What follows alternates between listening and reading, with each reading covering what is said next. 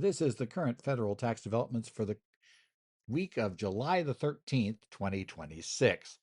Current federal tax developments are brought to you by your state society of CPAs. I'm Ed Zollars, broadcasting and recording this week here in Phoenix, Arizona. We're going to cover a range of developments, including some procedural shifts, some post-Chevron litigation on a regulation, and some newly finalized regulations that affect some issues that we have. And our goal is to get beyond the basic news and explore some of the practical implications of what we're looking at. And this is our roadmap, shall we say, for the day. We have 9 primary topics this week. The IRS is getting busy here in this part of summer. There is a shift from the IRS regarding administrative penalty relief, and that's going to be moving from the legacy first time abatement, which is going to be disappearing, to the new automated AEP, automatic exemption from penalty options. We'll talk about what those impact and some of the issues on it. Next, we're going to cover the strict jurisdictional boundaries in the Court of Federal Claims found in the Savara case involving tax refund deadlines. After that, we're going to examine the taxpayer-friendly employee retention tax credit pleading in Mississippi. If you're thinking there's going to be any consistency in these district court rulings, you're going to be disappointed. So we're going to see yet another view on what would be a valid ERC claim. Then we're going to analyze the persistence of a New York convenience of the employer rule during the pandemic as we continue with the saga of Professor Zelensky. In the second half of this thing, we're going to take a look at the landmark Keysight Technology decision that invalidated a guilty anti-abuse regulation under the post-Chevron Loper-Bright standards of the Supreme Court. Going to discuss customer-funded leasehold improvements in the thermal circuits case, unpack the newly finalized 1035 exchange regulations in Treasury decision 10052, analyze the CRAT SPIA listed transaction rules found in Treasury decision 10051, and we're going to close with the National Taxpayers Advocate critical commentary on potential refunds of the topic we're starting with this. What are some of the downsides of the new AEP program, at least in the view of the Taxpayer Advocate? So we're going to begin with the first major topic. That's going to be the IRS's transition from traditional first-time abatement program to a new automatic exemption from penalty program that was announced on July 8th. And this is a significant administrative shift that's going to take a little while to come into place. Historically, practitioners and taxpayers have had to actually request first-time abatement, at least normally, though some report they have found that people have had to automatically apply. Now the IRS is seeking to make this automatic for everybody, right? So we're going to take a look at an overview of the transition, right? We're going to move our illustrations to the front this week. Again, these are available on the download. If you want to download from our website, the slides, they're there. If you're watching the video of this, you're seeing them right now. Now, the infographic here is just kind of a summary of where we're going. It's going to be on the left side, we see the manual request-bound nature of the legacy FTA, which required a formal telephone call, a written statement, or a Form 843 to trigger it for sure. It also allowed penalties and interest to accumulate during processing. On the right, we're going to see the new automated AEP system. The IRS aims to apply this relief seamlessly behind the scenes, issuing an automatic notice of confirmation. However, as shown in the center and bottom of the infographic, there are strict compliance histories and business rules, similar to what we have with FTA, broad exclusions for estate and gift tax returns, again, similar to FTA, and tactical traps regarding the statutory's reasonable cause defenses that you have to kind of look at potentially. So let's go with the core structural differences between the program we have now, first time abatement, and the AEP. Under the legacy FTA system, the IRS would first assess the penalty. It set on the account and interest accumulated on both the tax and the penalty. The taxpayer or practitioner had to proactively identify eligibility and contact the IRS to request abatement. Generally, the issue there is that even though the Internal Revenue Manual essentially instructed IRS employees, if somebody's calling up about a penalty, to check to see if they had first-time abatement, there was nothing in the system that automatically said every penalty would be automatically checked for this. That was a key difference. With AEP, this relief is going to be integrated now directly into the original return processing system. If the system's business rules determine the taxpayer is eligible, the penalty is suppressed before assessment, meaning no penalty is ever assessed and no interest ever accrues or penalty accrues. The taxpayer will simply receive a notice confirming the relief was automatically granted. This will begin this summer, right now. We're in summer of 2026. It covers 2025 individual and corporate returns and 2026 quarterly filings, but it is an in-process system.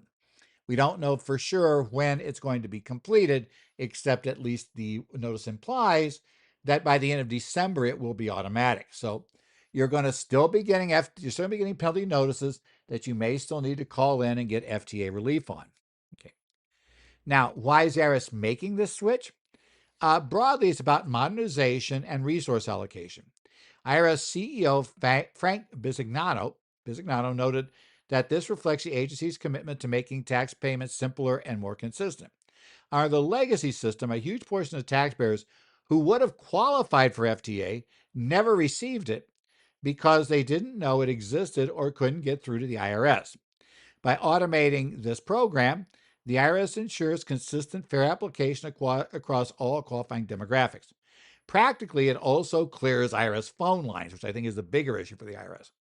Instead of hundreds of thousands of phone calls or Form 843 submissions for routine penalty abatements that are going to be granted per the IRM, the system handles it automatically, allowing the IRS customer service representation to focus on other non-automated issues. Okay. Now, it's critical, however, to note that AEP is not a universal remedy. The scope is strictly defined. It covers core compliance return series. And there's some inconsistency in what the IRS states here. And some practitioners have noted that there are returns that currently seem to get, first-time abatement that aren't listed in here. The actual penalty, the actual page describing the whole process here, administrative penalty relief, and now describing the new AEP program, says it covers form series for Form 1040 for individuals, 1065 for partnerships, 1120 for corporations, and the payroll unemployment series. So 940, 941, 943, 944, 945, and CT1. Now, this is where it gets more interesting. They also tell us it applies to standard failure to file penalties under 6651A1, partnerships failures under 6698A1, and S corporation failures under 6699A1. Now, hold that last one for just a second. Note, S corporations 1120S isn't listed under the forms that are going to be part of this program. That leads to the question, well, they didn't list it. Do they consider that in 1120? Which would seem weird because the code has two different penalties here. Or is the list wrong? Should they have not mentioned the S corporation penalty section? It's not really clear. We're going to have to figure out how they're going to go with this. And they also note it would cover failure to file or failure to pay under 6651A2 and A3 and failure to deposit rules under 6656. However, it does explicitly include information returns or returns filed only in response to specific transactions or infrequent events. Most notably, 706s and 709s are excluded. Now, the daily delinquency penalty and information reporting dependent on another filing are also completely outside the AEP program. Not going to get relief this way. You'll have to go another route. Now, here's the compliance history and business rules. To qualify for automatic AEP, the system applies a rigid clean history business rule, right? The taxpayer must have a clean history of compliance for the prior 3 years or 12 consecutive quarters for the exact same return type. For business taxpayers, the system has additional filters. Specifically, the business must not have had a failure to deposit penalty waived 4 or more times in the prior 3 years or 12 quarters. Furthermore, if a failure to deposit penalty was charged because the business was actively avoiding the EFTPS payment system, AEP is completely barred. If the client fails any of these systematic business rules, they are shut out of AEP. Their only option at that point is to file a manual request for relief under the traditional reasonable cause standards, which then will be manually reviewed by an IRS agent. Now, this clean history is going to come back. We talk about the National Taxpayers Advocate, who's going to look at this in combination with the automatic application and decide that, somebody might be automatically waived for a tiny penalty, and then a year later, accidentally trigger a big one. And unfortunately, they will have burned their AEP. Now, as I said, in theory, that should be true of FTA. You shouldn't be able to, if you're requesting relief and they qualify for FTA, the IRS employees have been generally instructed to provide FTA relief, automatically, and don't worry about the other item. But as noted here, if you have to call and ask for it, maybe just say, what, it's got a $10 penalty. I don't care. I'm paying it. And you wouldn't necessarily, we'd have to see what that is. It's like, well, you couldn't really pay it. You need to get it waived. So it's really weird about that. But at least some people had successfully gotten reasonable cause relief and not gotten FTA, avoided it. So that's one that's reported. It's inconsistent when I talk to practitioners. Now, as practitioners, you must manage this transition window pretty carefully. Although AEP applies to 2025 tax year returns and 2026 quarterly returns, the system rollout during the summer and fall of 2026 is going to be uneven, right? The IRS has warned that some qualifying taxpayers might still receive standard penalty notices for eligible 2025 and 2026 returns while the automated systems are being integrated. If a client receives an erroneous penalty notice during this transition, do not just assume the system will eventually catch up and fix it. You should be prepared to submit manual requests for legacy full, FTA, first time abatement, to ensure the penalty is abated. Manage your client's expectations also while the program is automatic. In theory, we may need to intervene manually during this initial rollout. And in fact, I'm going to assume I need to intervene manually until such time as we stop getting I never see one. That should have qualified for the first time for the AEP program. Then maybe I'll start believing we're not going to have that problem. Right now, a little tough to believe. Okay, next section, we're talking about strict enforcement of the tax refund statute of limitations. The case in this case is Schwarna versus United States, case number 25902T from the Federal Court of Claims, Court of Federal Claims, I should say. This was issued on July the 1st. So this covers a stark and tragic case of the Court of Federal Claims. In this case addresses the absolute rigidity of the statutory deadline for filing tax refund claims. It is an unyielding, high-stakes reminder for all of us that personal tragedies and caretaker distractions, no matter how sympathetic, cannot legally suspend the statute of limitations under Section 6511. So let's take a look at those jurisdictional rules first. Our graphic again. Right, this lays out the hard truth of the refund statute of limitation litigation. In the center is a ticking clock of the deadline. On the left, we see the statutory financial disability barrier under 6511H. To stop the clock temporarily, the law demands a medically determinable impairment of the taxpayers themselves, not a third party. On the right, we see the legal rules. Equitable tolling is completely unavailable at 6511. And before you start telling me about Culp and the Third Circuit, Culp specifically mentioned that while they were talking about the 90-day letter in tax court, they noted that if this was a district court filing and a suit for refund, there is no equitable tolling. So we're not yet seeing the courts finding any way of reading 6511 to make it equitable tolling. The court also found an amended return does not reset or restart the 3-year limitations window. Late claims frequently kill the court's jurisdiction when we're going to the district court or the Court of Federal Claims, resulting in the forfeiture of even highly valid, absolutely, there's no question the money's owed to the taxpayer overpayments. Like the $55,521 that was overpaid, that was lost by Mr. Savannah.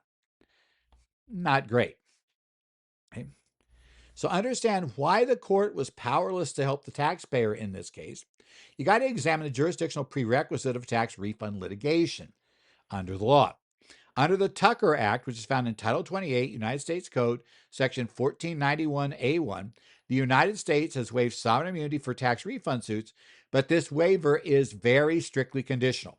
First, under IRC Section 7422, bars any lawsuit until an administrative refund claim has been duly filed with the IRS, according to the tax law and regulations.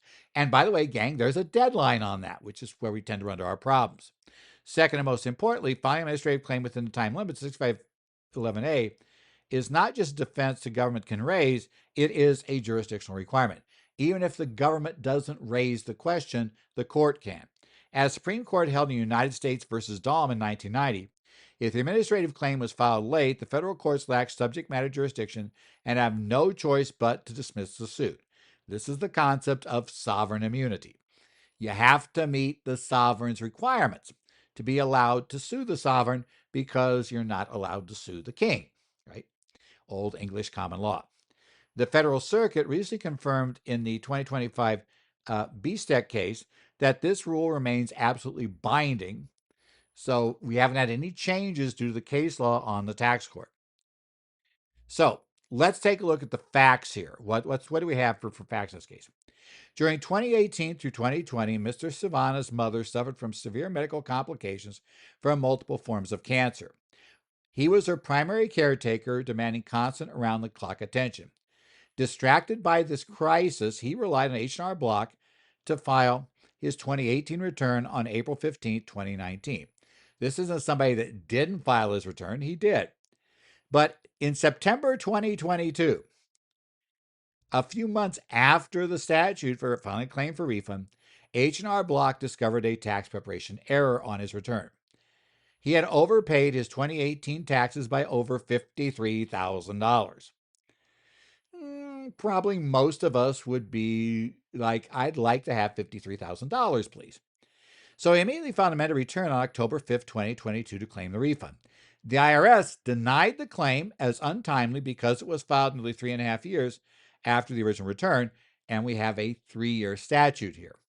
So that's a problem. And by the way, per the IRS, essentially, right, it's just legally barred. They can't accept it. The taxpayer filed a pro se suit. He represented himself in the Court of Federal Claims. Interestingly, the government initially tried to dismiss the suit as being 1 day late under the 2-year suit window of 6532A1. However, that's kind of a, well, okay, maybe, but it's like there's a much simpler way to get rid of this. The taxpayer, into that, pointed out he was actually timely. The final day fell on Memorial Day. Under Court Rule 61C, the deadline was extended to the next business day. So the government withdrew that objection, leaving the court to rule on the timeliness of the underlying administrative claim. And that's where the problem comes. Even though the IRS blew it, they went after the wrong deadline, and they got it wrong. Even though that's what they did, the court still had to figure out if they had jurisdiction. That's where you got a problem. Now, Mr. Savannah argued the 3-year statute of limitations should be suspended, basically under the financial disability exception of Section 6511H. Now, 6511H does suspend the clock if an individual is unable to manage their financial affairs due to a medically determinable physical or mental impairment. However, Chief Judge Salmonson emphasized the plain text of 6511H strictly requires the impairment be that of the taxpayer themselves. He was arguing his mother's illness was the issue. So his mother's illness was legally irrelevant, no matter how much it burdened him, right? He was being the good son. He was doing it. He wasn't, wasting tons of time going, detail by detail through his return for that year. He just assumed his tax preparer had prepared it correctly, right? The taxpayer's own pleadings, in fact, were fatal here. He admitted he was not personally disabled, but simply unable to manage affairs due to his mother's disability. This is one of the risks of being, quote, pro se. With representation, they might have considered looking to see if there could be some sort of medical argument made that the stress, etc., he was under rendered him essentially, unable due to mental impairment to properly manage his affairs. But, he didn't argue that. That was one of our problems. The court cited established precedent in the case, such as Murdoch, Brossi, McConey, and Placonis, right? Confirming around-the-clock caregiving of her terminally ill spouse or parent, while noble and exhausting, Yeah, being a good person is legally insufficient to toll the statute. You're out of luck. So, unable to meet the strict terms of 6511B, the taxpayer pleaded with the court to apply the general principles of equitable tolling or fairness. But the court held that equitable tolling is categorically unavailable in 6511 refund cases. This is grounded in the landmark 1997 Supreme Court decision, United States versus Brokamp. In Broadcamp, I should say. In Broadcamp, Supreme Court explained 6511 is written in an incredibly detailed, highly technical, and non-discretionary manner that leaves no room for courts to read in implicit judicial exceptions. In fact, Congress specifically enacted 6511H, the financial disability provision, in response to the Broadcamp decision to create a very narrow, highly structured statutory exception for a taxpayer's own financial disability. Because Congress created that specific statutory pathway, it remains the exclusive path. The courts have absolutely no judicial discretion or equitable power to expand it. Life is unfair sometimes. Now, let's address a key technical distinction regarding amended returns. The taxpayer's original 28 routine return was filed on April 15, 2019, meaning his refund claim deadline was April 15, 2022. He filed his 1040X on October 5th, 2022. That was nearly 6 months late. The court rejected any notion that the amended return itself could restart the 3-year statute under 6511A. Citing Redondo and Cheney, Chief Judge noted that if filing an amended return reset the clock, the statute of limitations would be a dead letter. A taxpayer could simply file an amended return decades later to revive an expired claim. There's an interesting procedural note. The government actually made a technical error in its defense. It mistakenly assumed the amended return did restart the clock and conceded the timeliness. Instead, the government moved to dismiss our 6511B2 look-back rules, arguing that no taxes are paid in the 3 years preceding the claim. The court bypassed that and retired. The IRS was they totally missed the real issue. Totally. Because the court can rule on its own initiative for lack of jurisdiction. The lesson for us is clear. Sympathy is not going to be a substitute for strict compliance. When clients face major crises, we must immediately evaluate the need for any protective refund claims or extensions, things that might be happening. You got to realize that they can't get it for, caring for a parent. That doesn't work. Okay, let's move on now to the Region 4 Mental Health Services versus United States case. This is case number 3:26 CV12 RPC JMV from the Northern District Court of Mississippi, United States District Court, of course, on July 1st. So this is a continuation of the employee retention tax credit litigation, right? In this case, the district court in Mississippi addressed two very important procedural issues. First, where the IRS's refund and subsequent reassessment of an ERS claim extinguished the original claim and forced the taxpayer to start the administrative process over. And second, the level of specificity required in a complaint to survive a motion to dismiss when a pleading business suspension due to government orders, right? So let's look at the facts in this case, what happened both ways. Now, this is the illegal hurdles in this legislation per this court. On the left, we see the jurisdictional and statutory barriers.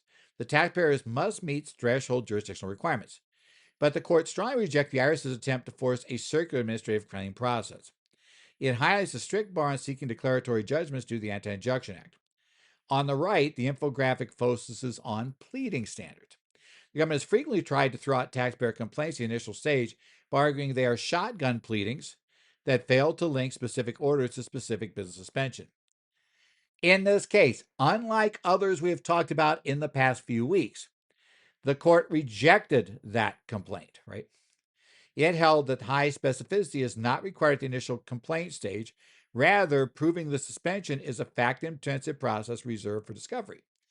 They're saying the fact they didn't list specific orders in their complaint, they didn't connect the dots, is not relevant. Though it was last week for one taxpayer. So, yeah, you can see. As I said, if you think we're going to get consistent results in these court cases on the ERC, you're going to be sadly disappointed. I think it's going to take these cases making their way to the Court of Claim, or I should say to the Court of Appeals in the various circuits before we may start to coalesce on what really matters. And of course, we're so late in the game that by the time we know what would have worked, it's be too late to actually file a claim under that theory. Okay, so let's look at the background. In October of 2022, Region for Mental Health Services, get the term out correctly, filed administrative refund claims totaling over $5.3 million for quarter 1, quarter 2, and quarter 3 of 2021. In June of 2023, the IRS approved and paid the quarter 2 portion, sending them nearly $2 million. However, after subsequent review, the IRS issued a letter in April 2024, disallowing claims for all 3 quarters, and issued a new assessment to claw back the $2 million Q2 refund. Well, in all the other cases we've talked about so far, what got the IRS to go after a previously issued refund was apparently the taxpayer filing in court, right, to challenge the disallowance. This is a case where they went back after it, even though the taxpayer hadn't yet filed anything in court about the other 2 quarters. Right? The taxpayer protested. The IRS denied the protest. The taxpayer filed a refund suit in district court. Taxpayer sought 2 things. First, a judgment for the refunds for the disallowed quarter 1 to quarter 3 credits, and secondly, a declaratory judgment they were entitled to retain the quarter 2 refund without penalty. Okay. So let's go this government's extinguished claim defense, right? The government filed a motion to dismiss the quarter 2 refund claim for lack of subject matter jurisdiction. Its argument was highly technical. They claimed that once they paid the quarter 2 refund in June 2023, the original administrative claim was completely extinguished. Therefore, when the IRS later disallowed the credit and issued a new assessment, it created a new tax liability.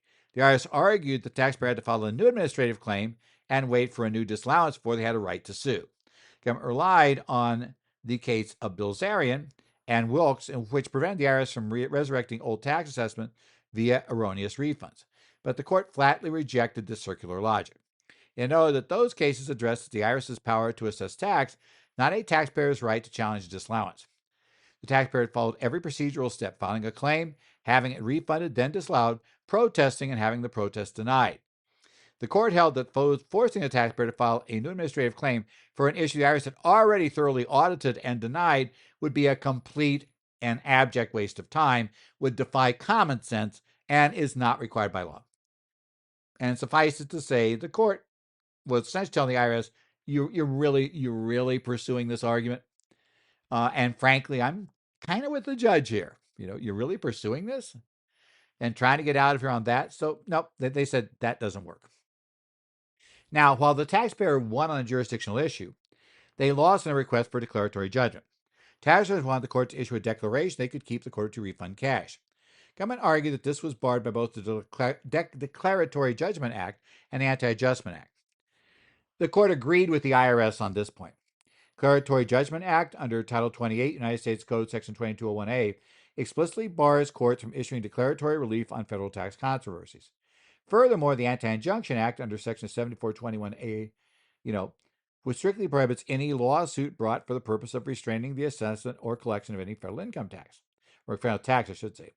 Therefore, the court dismissed the declaratory judgment claim. Takeaway here is procedural. A taxpayer cannot preemptively enjoin or declare away an IRS assessment. They have to proceed through the standard, rather painful litigation of a refund suit. Either pay the tax or sue for refund, or defend against collection in a standard refund forum. That's going to be their option. Okay. So finally, let's take a look at the government's shotgun pleading complaint. Right? So this is a pleading rule standard under Rule 12b-6. The government moved to dismiss the entire complaint, arguing it was a shotgun pleading because it didn't specify which government orders caused the suspension each quarter. The government cited the JMP restaurant case, where a court held a taxpayer must plead proximate cause with extreme specificity, showing exactly how a specific order caused specific shutdown. I told you, consistency is not what we're getting out of these courts. But this time, the court sided with the taxpayer, adopting more lenient and practical reasoning of the 2026 plastic film decision, another Mississippi decision. The court held that there is absolutely no requirement for such a high degree of specificity at the initial pleading stage. The complaint merely needs to put the government on notice of the claims. Proving whether the referenced government orders actually caused a full or partial suspension of operations is a highly fact-intensive issue. It is completely inappropriate to resolve this on a motion to dismiss. Rather, it is a matter reserved for discovery and summary judgment.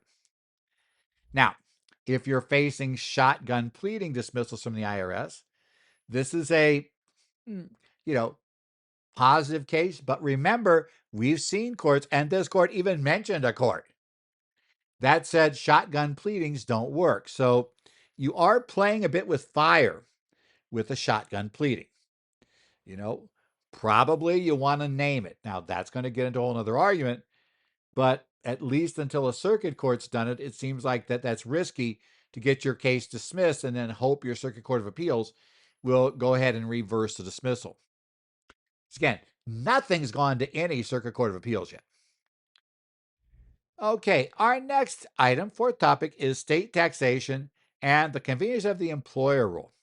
This is the case of the matter of Edward A. Zielinski et al. Versus Commissioner of Taxation and Finance of State of New York, New York case CV 251156, from New York Appellate Division, 3rd Department, and the opinion was issued on July 2nd of 2026. Now, in this case, the Appellate Division addressed a major pandemic era question. Did the state-mandated shutdowns of New York businesses during the COVID-19 turn a non-resident's remote work into an absolute necessity of the employer, thereby allowing them to allocate their income away from New York? So, by the way, if Zielinski sounds familiar, it's because Professor Zielinski was involved in a famous case back in the 90s, I believe. I believe it's back there now, where he challenged just the whole convenience of the employer rule overall in New York and lost. This time with COVID-19, he thought, well, come on, this one, they barred us from, they basically barred us from coming into the employer's site. That seems like I had to work from home for the convenience of the employer. But that's not how the court's going to read it. Okay. So again, our infographic is New York's remote work tax trap. The taxpayer's position, a Connecticut resident working under a public health mandate that closed the New York campus. He argued that the shutdown made remote work an absolute necessity of his employer. On the right, we see the court's rather rigid ruling. Because his employer was indifferent to where he delivered his Zoom lectures, he could have, gone ahead, driven to New York, had a portable Wi-Fi hotspot, and just parked out somewhere and, gave his Zoom lectures from inside the state of New York. They wouldn't have cared. Would have thought he was crazy, but they wouldn't have cared. The court ruled the work could be done anywhere and thus did not meet the high absolute necessity threshold. It was work that couldn't be done in the employer's office, but that didn't mean it had to be done outside of New York, which is a bit of an expansion of how far the convenience of the employer rules. The bottom panel covers the constitutional challenges. New York continues to win per this court on fair apportionment under this rule, and due process is satisfied through the taxpayer's ongoing institutional affiliation with a New York employer. Saying, we can get it. Now, let's look at the background of this case. The petitioner, Edward Zielinski, is a law professor at the Cardozo Law School in New York, but resides in Connecticut.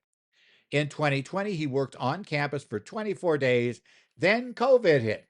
On March 20th of 2020, Governor Cuomo issued Executive Order 202.8, which mandated that all non-essential businesses reduce their in-person workforce by 100% and telecommute to the maximum extent possible.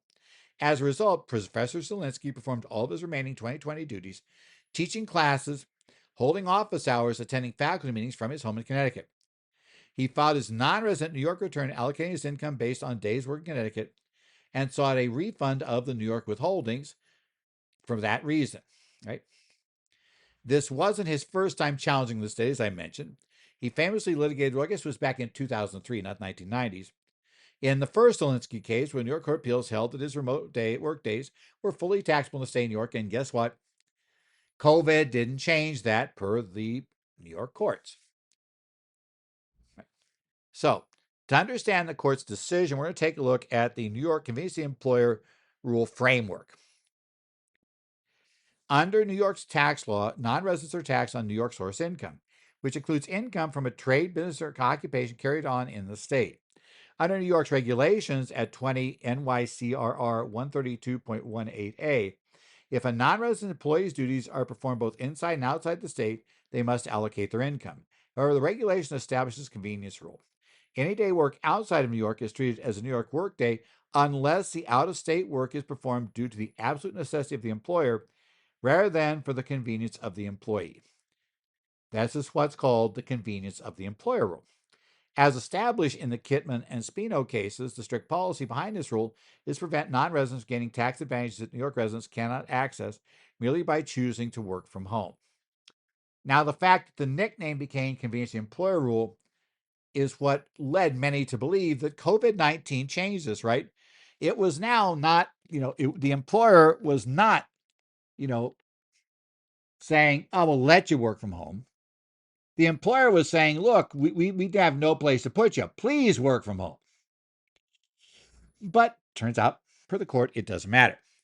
Now, the professor's core argument was the COVID-19 stay-at-home mandate changed everything. Like I said, convenience of the employer. Seems like we're working for the convenience of the employer from our home. Because the state ordered the law school to shut its physical campus, his employer could not provide him a place to work. Therefore, working from home is an absolute necessity of the employer, not his own convenience. However, the court rejected the argument. The court held the conveniences rule distinction between site-specific work and work that can be done from anywhere remains a rational and practical test. Although the governor's executive order shut down the campus, it did not mandate that Professor Zielinski work from Connecticut. Right? From the employer's perspective, Cardozo Law School was completely indifferent to where faculty delivered their Zoom lectures or conducted online meetings. They could have done that from an apartment in New York, a home in Connecticut, or anywhere else.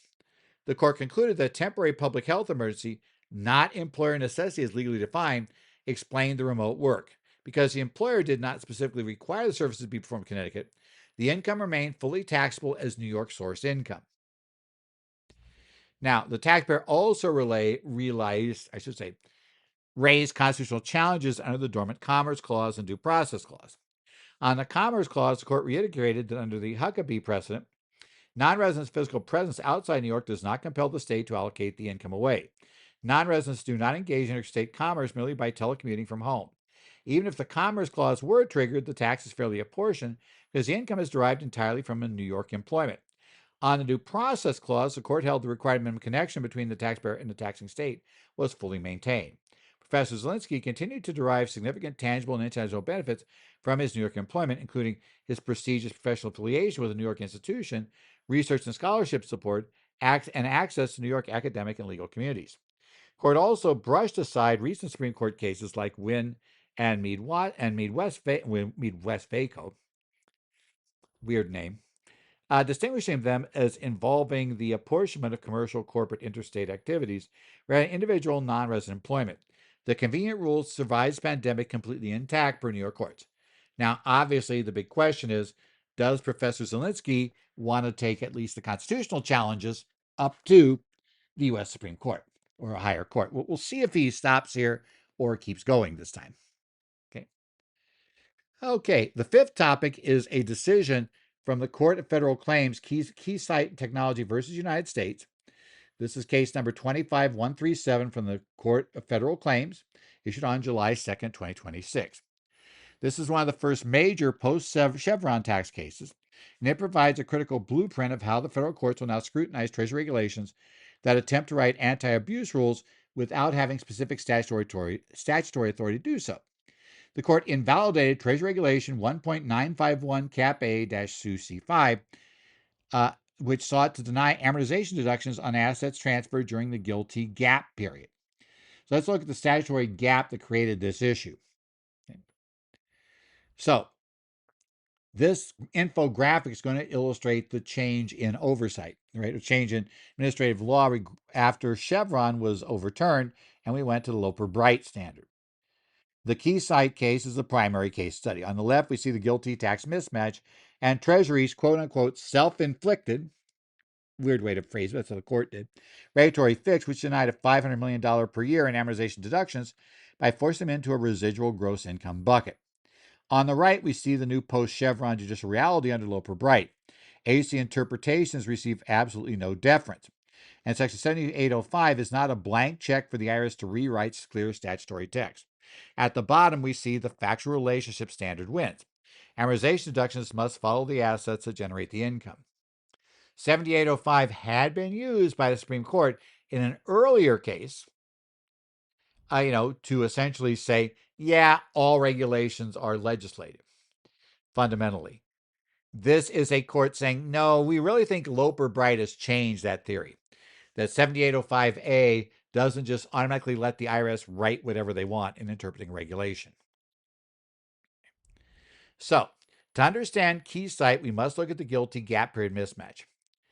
In 2017, the Tax Cuts and Jobs Act created the Global Intangible Low Tax Income Regime under Section 951 Cap A. However, because the effective date chosen by Congress, there was an inconsistency in treatment between fiscal year and calendar year controlled foreign corporations. Fiscal year CFCs had a gap period or disqualified period before guilty provisions officially applied to them. Taxpayers realized they could engage in tax-free intercompany transfers of highly appreciated intangible assets from a fiscal year CFC to a calendar year CFC during this gap period. This transaction generated a massive, stepped-up, disqualified basis in the hands of the receiving calendar year CFC, but triggered zero immediate tax liability. The stepped-up basis could then be amortized over 15 years, reducing the CFC's future taxable income. We found a loophole. Okay. Now, Treasury viewed this gap period step-up as an abusive loophole, and they promulgated Treasury Regulation 1.951 Cap A-2C5 as a, per the court, self-inflicted fix.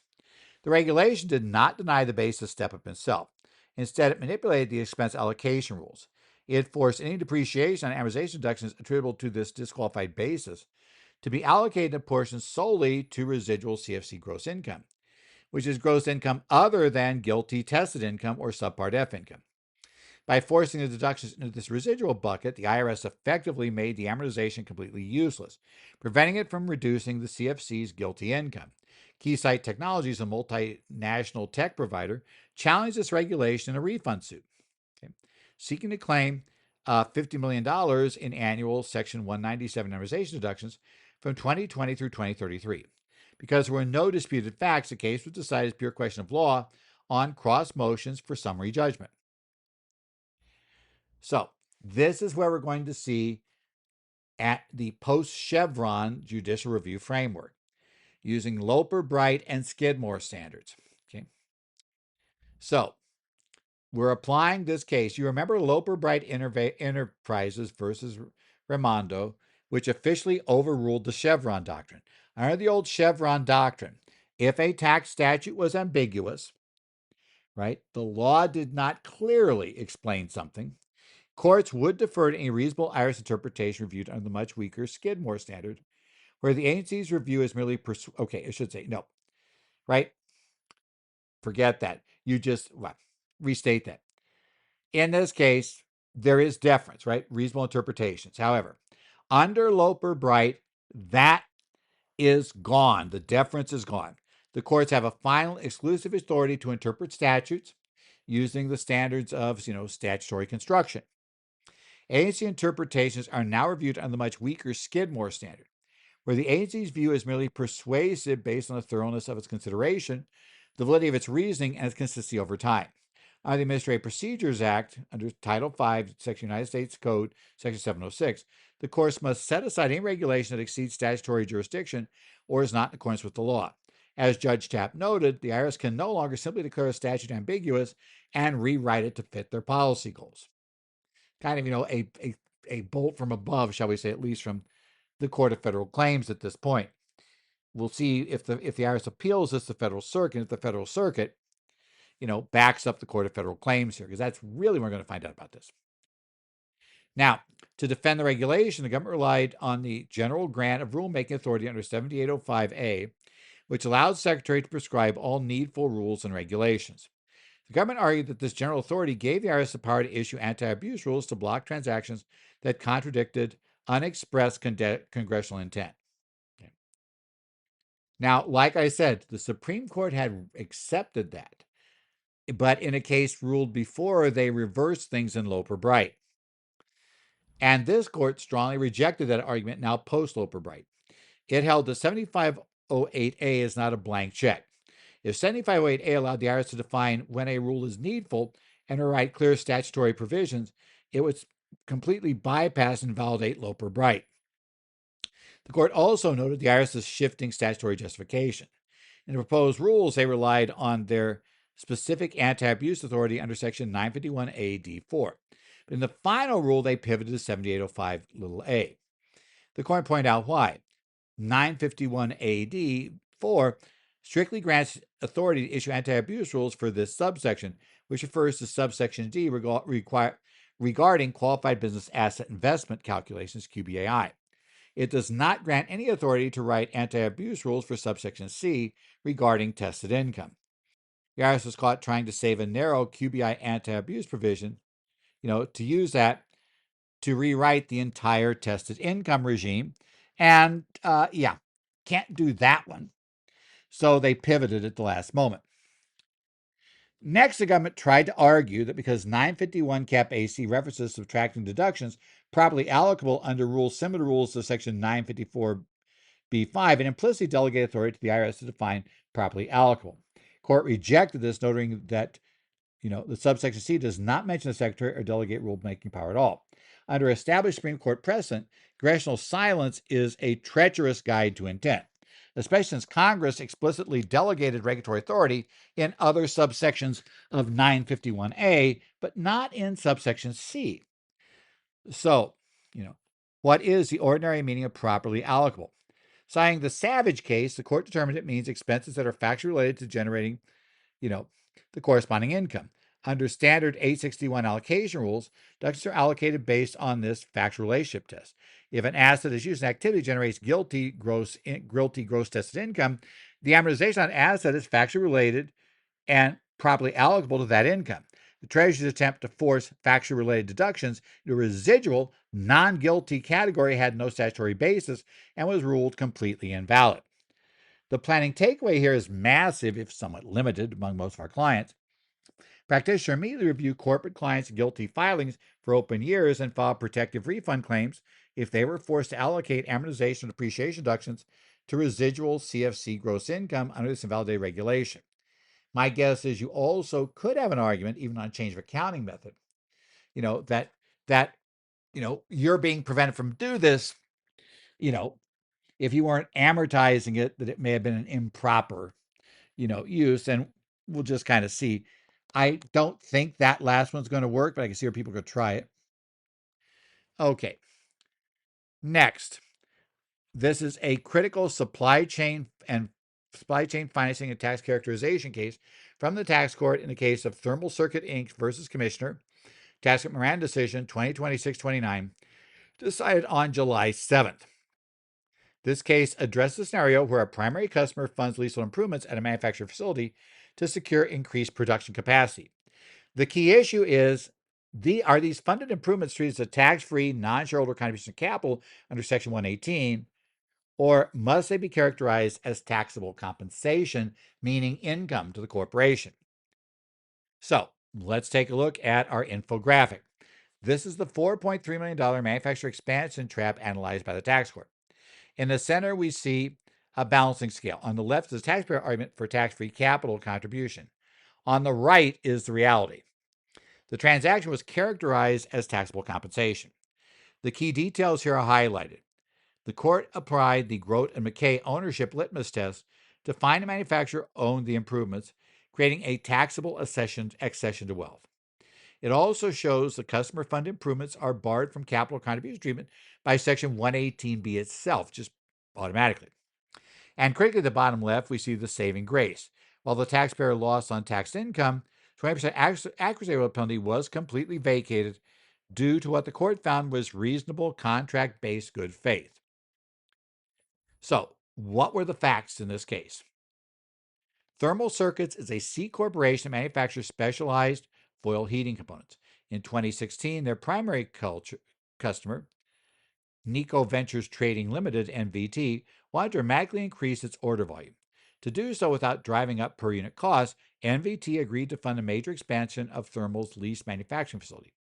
NVT provided $4.3 million over 2017 and 2018 to fund leasehold improvements, which included an etching room, a dark room, an extra office, and manufacturing space.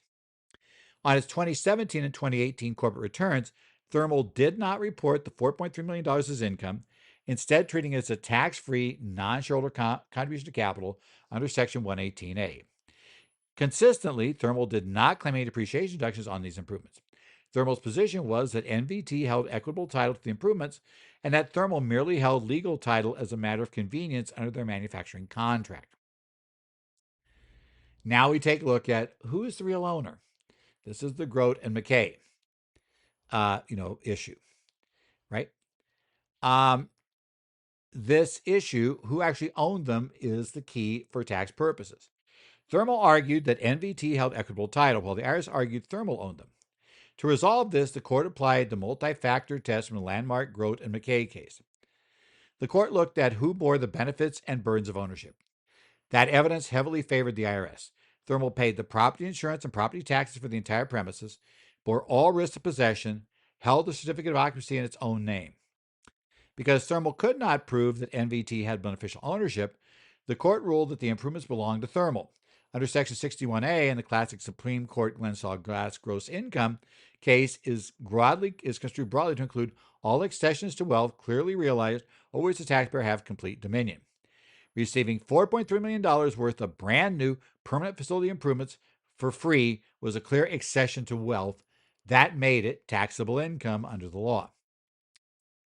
Now, since Thermal owned the improvements, the next question was, did they qualify for the exclusion as a contribution to capital under 118A? This is a corporation-only statute, and it used to be argued quite often by corporations. But we're now going to apply the five-part test from Supreme Court Chicago, Burlington, and Quincy Railroad case. The transaction failed the second prong, which requires that a capital contribution not be compensation for specific quantifiable services. The evidence showed NVT has conducted a thorough cost-benefit analysis and calculated they would fully recoup their $4.3 million investment by buying a specific large volume of 4 oil heaters from Thermal at a reduced per unit price. Because the payments were directly linked to securing goods at a lower price, they were characterized as taxable compensation. Furthermore, 118 changed a couple years back, right? The court noted even this transaction did look like capital contribution. It was completely blocked by Section 118B1. So 118B1 explicitly excludes any contribution made by a customer or potential customer or in aid of construction from tax-free capital treatment. Since NVT was a customer and funds were used for construction, inclusion in gross income was mandatory. Under the standard accrual rules, the income was recognized in a year the funds were received, $4.085 billion in 2017 and $240,000 in 2018. Now for the good news for thermal circuits. The IRS sought to impose a 20% accuracy penalty under Section 6662A for a substantial understatement of tax. Thermal asserted a defense of reasonable cause and good faith under 6664C. The court applied the standard from Neonatology Associates, asking whether Thermal exercised ordinary business care and prudence. The tax court agreed that Thermal's mistake was entirely reasonable under the circumstances. The draft agreements between the parties were highly ambiguous, utilizing terms like NVT property and dedicated equipment in ways that led Thermal to honestly believe NVT held legal or equitable ownership of the improvements. Furthermore, Thermal's conduct was completely consistent with this honest belief. They used the expanded facility strictly for NVT's orders and actively sought releases from NVT when they wanted to use the space for other clients, and consistently refrained from claiming depreciation deductions on their tax returns. Because Thermal acted with honest intent and relied on reasonable interpretations of highly complex and ambiguous contracts, the court vacated the entire 20% accelerated penalty. So this is helpful precedent, when somebody just misinterprets a contract. You can show it was reasonable and good faith misinterpretation. Our seventh topic covers the newly finalized regulations under Treasury Decision 10052, published on July 9, 2026. These regulations address the transfer for value rules under Section 101 and information reporting under Section 6050 Cap-wide, adopting with major practitioner-friendly revisions the proposed regulations that were put out a couple of years back in Reg 108054-21. This trade decision represents an enormous victory for tax professionals and wealth planners as it permanently dismantles an inadvertent tax trap that threatened to make ordinary, tax-free 1035 life insurance contracts taxable. Let's look at this whole background. Now, this infographic does basically show us how the final regulation successfully disarmed the 1035 trap. In the center, we see the 1035 tax trap being sprung open, allowing life insurance policies to pass through safely. Left side highlights the automatic carry over tax attributes. If the policy was untainted before, it remains untainted. If it had RPS taint, the taint carries over directly to the prevent tax washing. Crucially, it highlights retroactive protection back to December 31st, 2017. On the right, the infographic details the elimination of the administrative burdens of Form 1099 SB and outlines the new 5% de minimis gross asset exceptions for corporate mergers. So let's walk through that technical trap that got introduced accidentally in 2019. Generating life insurance death benefits are income tax-free benefits under Section 101A of the Code. However, under the transfer of value rule, if a policy is transferred for consideration, the tax exclusion is capped at the purchase price plus subsequent premiums. The 2017 Tax Cuts and Jobs Act added reportable policy sales rules, which strip away transfer for value exception if a policy is acquired by investors. To implement the TCJ, the IRS issued regulations in 2019 in Treasury Decision 9879. But those regulations contained a severe drafting error. Form Regulations Section 1.101-1E2 defined a transfer to include the issuance of a policy in exchange pursuant to Section 1035. Because surrendering an old policy for a new one is a transfer for valuable consideration, standard 1035 exchanges triggered the transfer for value rule. To escape tax, the exchange had to fit the carry over base exception under 101A2 Cap A. But that exception is strictly limited to transfer basis property, where a base is determined by reference to the transferor's basis. A 1035 exchange results in exchange basis property determined by the taxpayer's own basis in the surrender policy, not somebody else's. Because this technical mismatch, the carry of exception was unavailable, right? Meaning a standard routine 1035 exchange of an untainted policy risks making the entire death benefit fully taxable.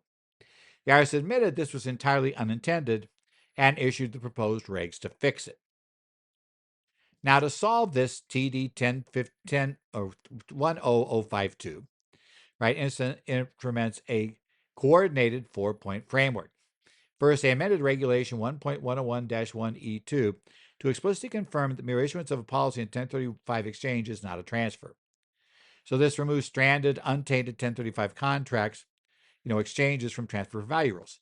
Secondly, they added Regulation 1.101-1B2IV to establish an attribute carryover system. If the old policy was 100% tax-free, the new policy is 100% tax-free.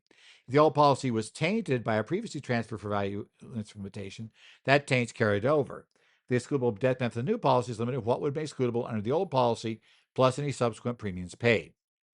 Third, Regulation 1.101-1C3 carries over any reportable policy stale status. This blocks a loophole where an investor attempts to wash an RPS tainted policy by exchanging it for a new one.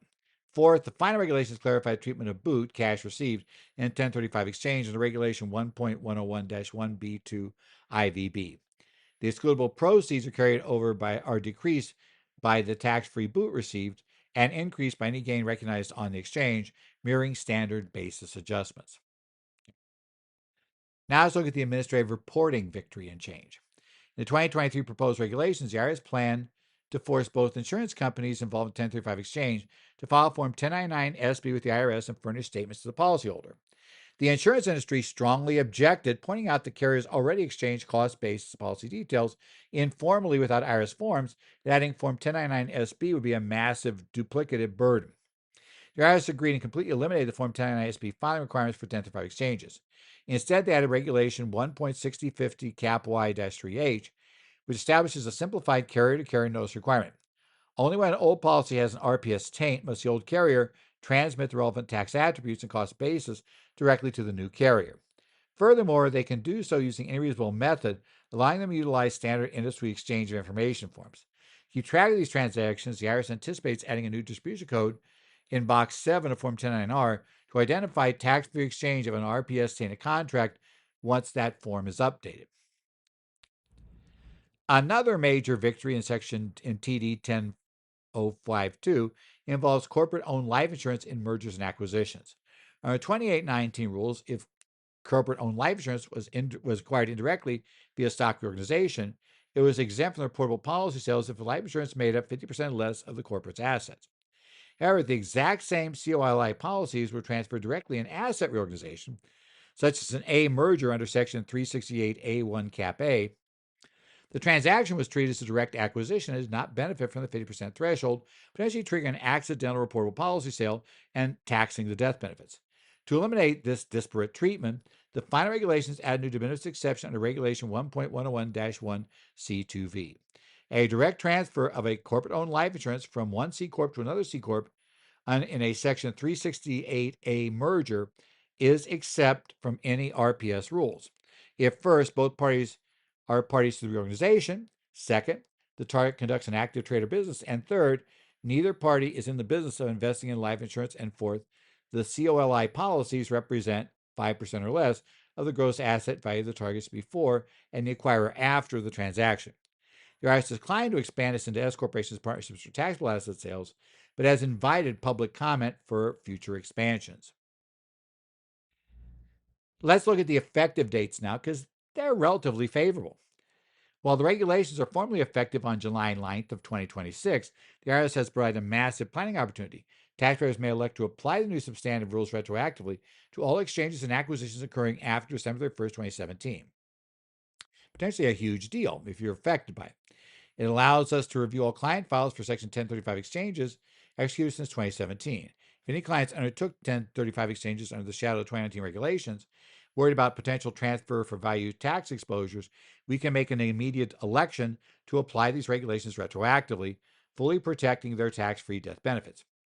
For corporate transactions, we must also update our checklist to ensure that we run a quick gross asset value calculation of a target company holding COLI policies to ensure they fall under the 5% threshold before executing a direct asset reorganization.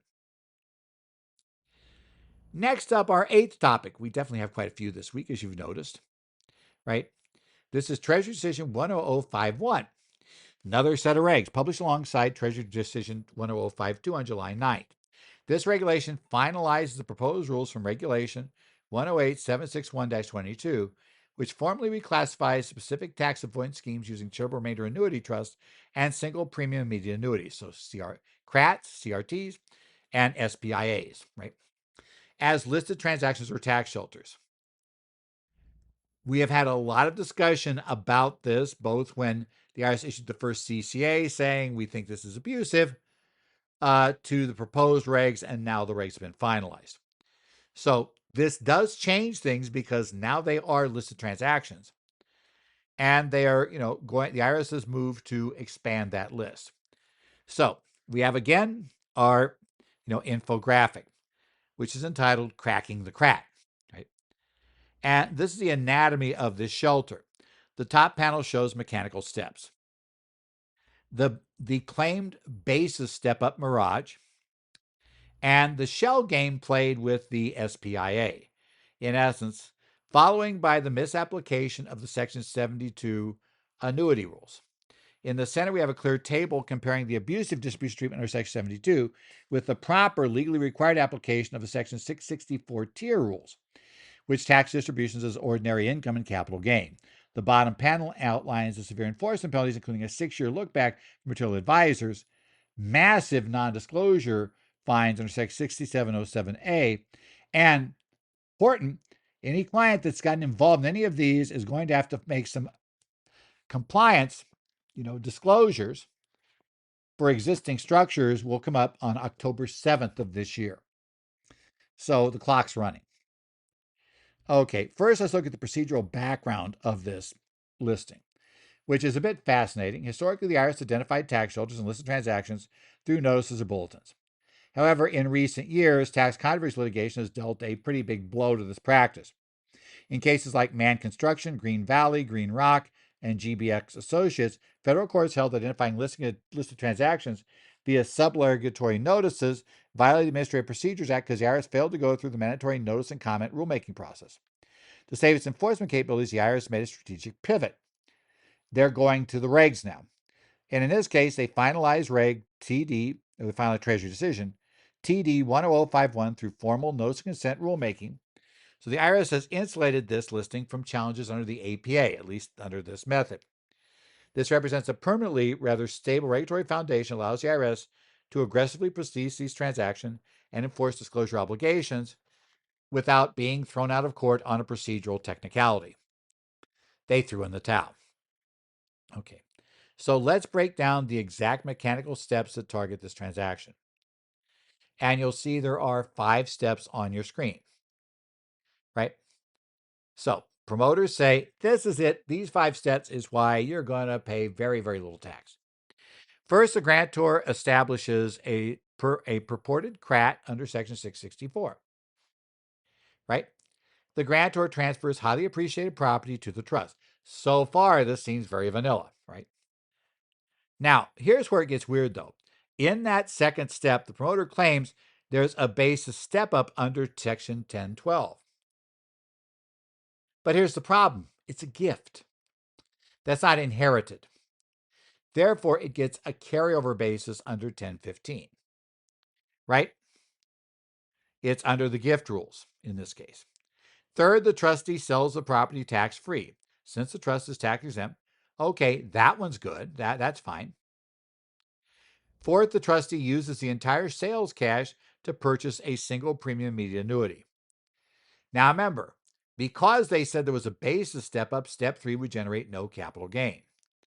Except it does, right? Then they purchase this annuity, because this annuity is important for this too, right? And so, and it's really weird because supposedly if we had no gain there, then, why do we need this other part? Yeah, basically, you're going to put it inside annuity, and then we're going to limit the taxation of it, sort of kind of work around it, but still invest it, etc. We'll get to what's going here.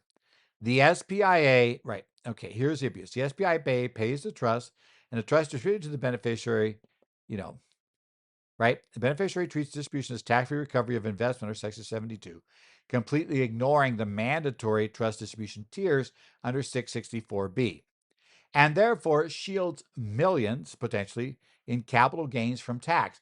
They're only paying tax on the ordinary income generated by the SPIA, and only as the SPIA pushes that out, a lot of which will be greatly deferred, on their annuity payments they make.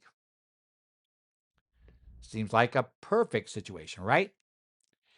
Okay. Well, the IRS's technical position is the beneficiary is not the owner of the SPIA, because they aren't. The SPIA is an asset of the trust issued in the name of the trust. Okay, that's the way it is. Therefore, any payments from the SPIA that ends up going to the beneficiary must follow the strict statutory hierarchy of Section 664B trust distribution tier rules. Under these rules, distribution must first be treated as ordinary income to the extent of the trust's current accumulated ordinary income tier 1. Okay, that much is currently being taxed under either theory, right? Because the SPIA is going to kick out ordinary income to the trust. But where the problem comes in, every other dollar is almost certainly going to need to be taxed as a distribution of capital gains to the extent of their cumulative capital gains in Tier 2, which includes that huge capital gain, which was the whole thing we're trying to dodge. Okay. That's triggered when the trustee sold the appreciated asset. Third is other income, Tier 3.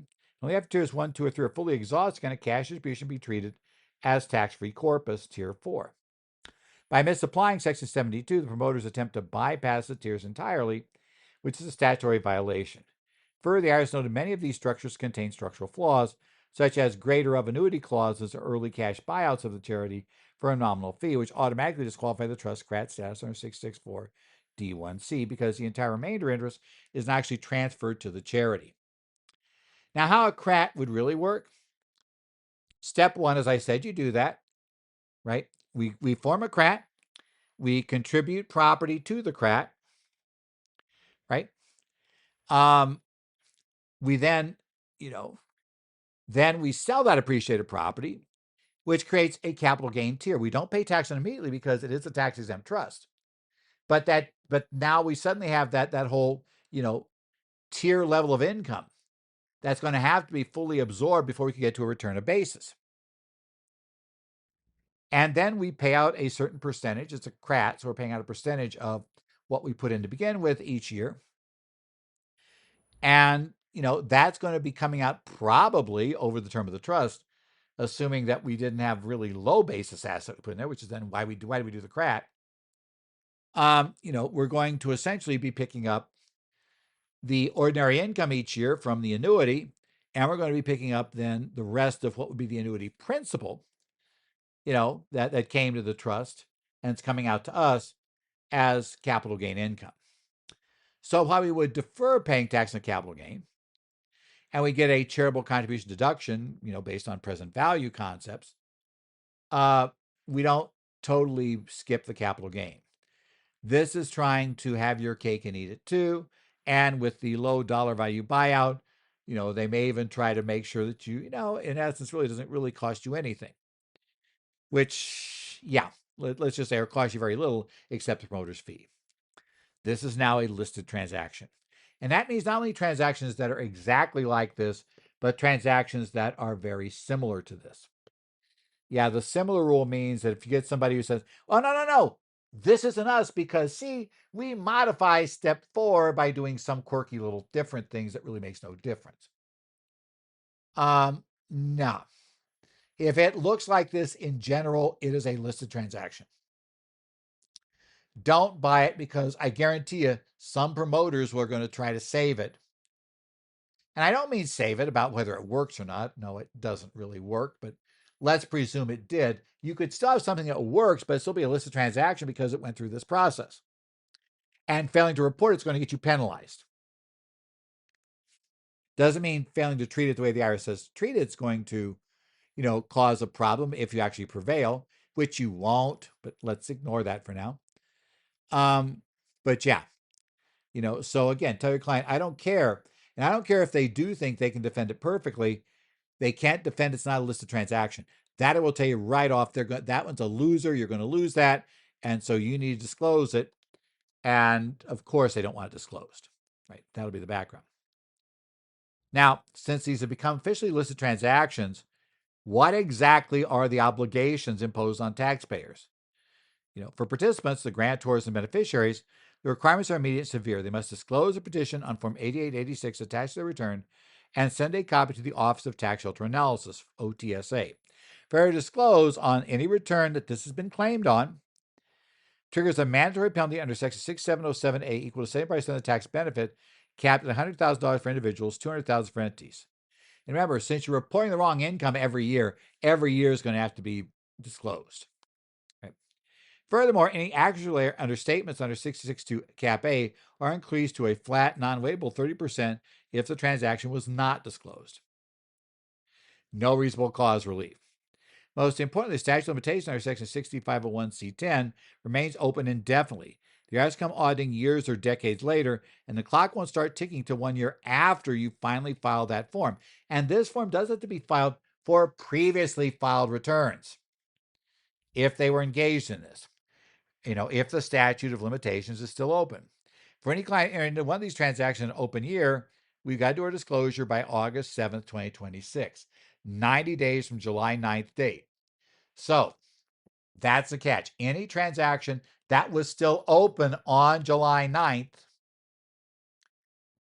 you must file a disclosure form by October 7th, or that statute is not expiring. Yeah, so be aware of that. Okay.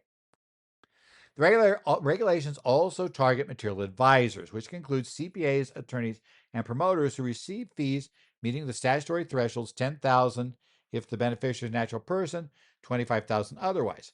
Material advisors must file Form 8918 to get a reportable transaction number and are required to maintain detailed investor lists under Section 601112. Most alarmingly, the final regulation contained a 6-year look-back provision. If an advisor made a tax statement endorsing or describing tax benefits of this CRAT SBI structure on or after July 9, 2020, they're required to disclose. As clarified, it merely explaining general compliant CRAT tax rules is not a tax statement. But if you endorse the abusive Section 72 tax recovery interpretation, you are a material advisor. Failure to comply triggers massive daily penalties under Section 6707 and 6708, which accumulate at $10,000 per day. There's a helpful safe harbor. Charities named as remainder beneficiaries are completely exempt from disclosure and excise penalties under Section 4965, provided they not actively promote the scheme. So you got to take a look at your files immediately for any clients that utilize these structures, and did you give them advice related to it? Because then you get into material advisor role. Probably given the IRS focus on this, I might be a little concerned about my liability too, and might want to check with some legal counsel about how things could play out. Okay, finally, we're in our final update for the week. And this is the National Taxpayer Advocate's perspective on AEP. This is from the National Taxpayer Advocate's blog online, entitled Long Awaited Taxpayer When the IRS Implements Automatic Reply Relief. It was published on July 8th of 2026, right? So this is a detailed commentary on the rollout. While the National Taxpayer Advocate hails AEP as a massive victory for taxpayer equity, she also raises a very serious technical warning regarding how this automated administrative waiver might inadvertently trap taxpayers and strip away their statutory right to reasonable cause relief. And why that's a problem because of how AEP operates. Right? So let's look at NTA scale analysis first, right? This issue. This provides a deep dive analysis of AEP. At the center, we see the massive scale of the automatic penalty relief revolution, a 7 times increased number of taxpayers receiving relief. From the right side details administrative trap and the risk of future eligibility jeopardy. If the automated system applies AEP to a year where a taxpayer actually had a valid statutory reasonable cause defense, it unnecessarily exhausts their clean compliance history.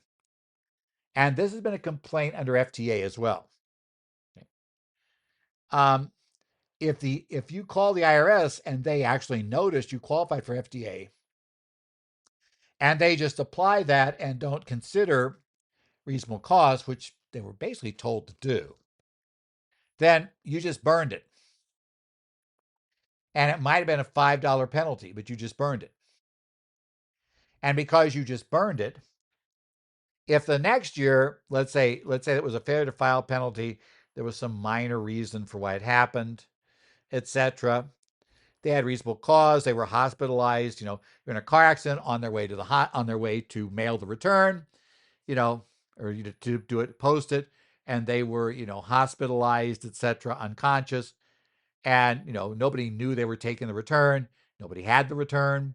The return got lost at the accident scene, and so it wasn't filed until 3 days later. Well, that's reasonable cause.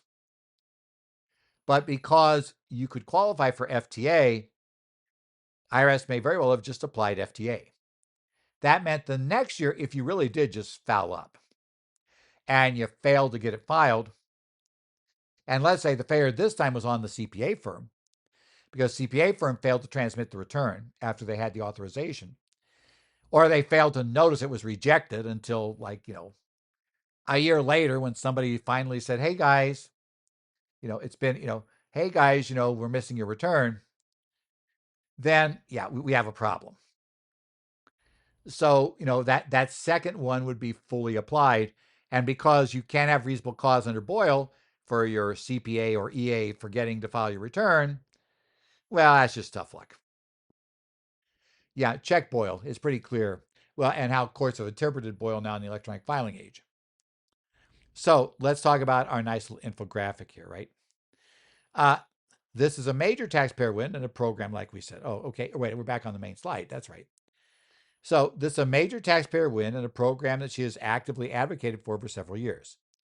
The legacy manual system for FTA relief was highly inequitable. Many taxpayers legally qualified for penalty abatement never received it simply because they didn't know it existed, didn't understand how to request it, couldn't get through the IRS on the phone, or didn't have the money to hire a CPA, EA, or attorney to advise them. By integrating AEP directly into the return process, the IRS removes those barriers and equalizes access. The scale of this change is staggering. Your 2025 alone, the IRS processed manual FTA relief for approximately 220,000 taxpayers.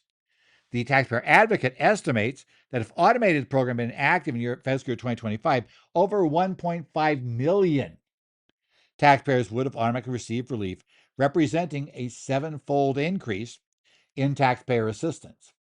Right? So generally good for taxpayers, right? Now she is going to raise this issue, which, as I said, existed in FTA as well. Okay. Right? AP, like FTA's administrative waiver, it is a discretionary program created by the IRS. It is not statutory relief. Statutory relief is, for instance, reasonable cause under Section 6651, which is a right established by Congress. Because AP is automated, the IRS system will apply AP automatically upon processing. Previously, it probably would go ahead and apply it the minute you called up and the person on the line noticed you qualified for FTA. In either case, create an equitable displacement statutory right. Right? So, like I said, we imagine this client has a medical emergency that clearly qualifies as reasonable cause for late filing. Our system doesn't know that. It simply sees a late return, check the prior 3 years of clean, and says good. By automatically clearing that, the IRS has exhausted the client's clean compliance history. If the client faces a failure in the next 3 years, and then, before the 3-year period is up, let's say in 2027, as I said, the CPA or EA or attorney forgets to transmit the return. They're completely barred from the system because the system treats 2025 AAP as having used up their clean history. They lose a future waiver because the IRS used an administrative shortcut to displace their statutory right to reasonable cause. The result is fundamentally unfair and undermines congressional intent, per the taxpayer advocate. Now, she actually, when this is under consideration, was telling them they need to allow for administrative waivers. The IRS intentionally did not allow it in this program. So understand, this is a decision of the IRS. So to address the risk, the National Taxpayer Advocate has made several formal recommendations to the IRS. First, she recommends the IRS establish a substitution safe harbor, allowing practitioners to submit a reasonable cause claim and substitute on a taxpayer's account for automatic AP relief. This will retroactively restore the taxpayer's clean compliance history and prefer their future eligibility for AEP if a compliant taxpayer who is penalized in early 2026, in essence, basically penalties down the road. Secondly, she suggested that to ease the transition rollout, the IRS should apply AEP retroactively to any compliant taxpayers who were penalized in early 2026 before the automated program becomes fully active. Third, she urges the IRS to create a robust, transparent FAQ page so taxpayers and practitioners can clearly understand these rules. Now, we need to remain vigilant for now. We have to monitor our client's accounts. If the IRS automatically applies AEP to a client who has valid statutory reasonable cause, we might want to protest and request the IRS record the reasonable cause. The only problem is we're only going to know they got it because they send us that letter, which, I was listening to a CPE course yesterday, and, as the person presenting said, there is this file that a client will walk in with that just had her name on it, Mary tax stuff. And all of those unopened letters from the IRS will be in there.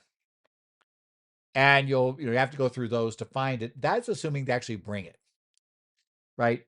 Otherwise, you have these clients that, just, well, look, it says I'm not being penalized.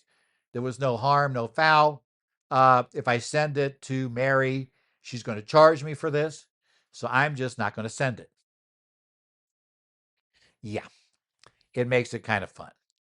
But you want to let clients know if that happens, still let me know you got it, because it might be a very minor penalty.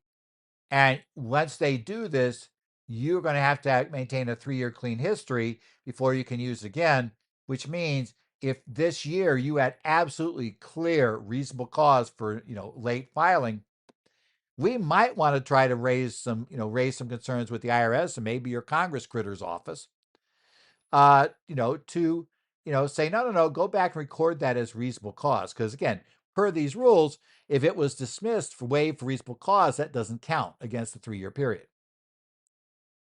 But yeah, and like I say, because we know that a failure in electronic filing, which could happen to any firm, right, and probably has happened to most firms at some point, something didn't get filed on time. Now, if you were lucky, it wasn't really terribly relevant, but it's happened to most everybody. There is no waiver. So if that return had a big balance due, it'd be really bad to lose the automatic waiver on that. Certainly really bad for us too as a CPA or EA. Over a $5 penalty that was waived the previous year, which the client had absolute clear, reasonable basis. So that's it. Well, this is the end of our week's updates for current federal tax developments.